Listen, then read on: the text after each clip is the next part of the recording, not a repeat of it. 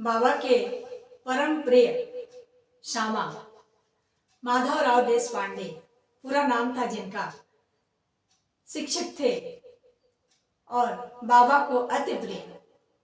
बाबा उनसे कहते, श्यामा हमारा तो 72 जन्मों का साथ है, तेरा पोषण तो मैं 72 जन्मों से कर रहा हूँ, इसलिए तू ये न सोचना कि तू मुझे अभी अभी मिला है।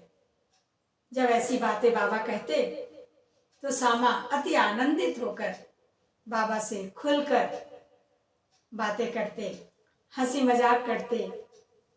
एक बार श्यामा के छोटे भाई बापा जी शिरडी से थोड़े आगे सांवली बेहर नामक स्थान पे रहते थे। रात में दौड़ते हुए आए और श्यामा से कहा कि भाऊ, मेरी पत्नी को प्लेग हो गया है, गिल्टियां दिखने लगी हैं, क्या करूं, जल्दी चलो। अब श्यामा के तो पंडहरी साईनाथ थे। वे दौड़ते हुए बाबा के पास आए और बोले, साईं देखो ना, मुझे जाना पड़ेगा, मेरा छोटा भाई है, मेरी भयाऊ है, उसकी बहुत तबीयत खराब है, प्लेग हो गया है, गिल्टियां निकल आई हैं। बाबा ने कहा, क्यों चिंता करता है, सबका मालिक है ना ऊपर बैठा हुआ, तो चिंता ना कर, ये उदी ले और जल में मिलाकर उसे पिलाने को बोल। श्यामा जाने को उद्यत थे, बाबा से बार बार पूछ रहे थे। बाबा ने कहा, नहीं, इतनी रात को तू क्यों जाएगा, सब अच्छा होगा, सुबह जाना और जल्दी आ जाना।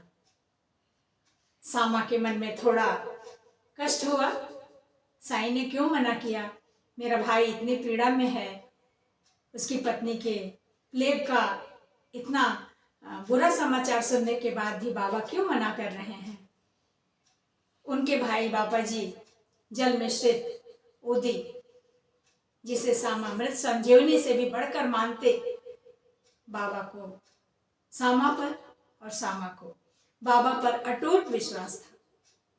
जैसे ही वो उदी पिलाया गया, वो जल पिलाया गया, उनकी तबीयत अच्छी हो गई और उनकी गिल्टियां दबने लगी, पसीना बहने लगा।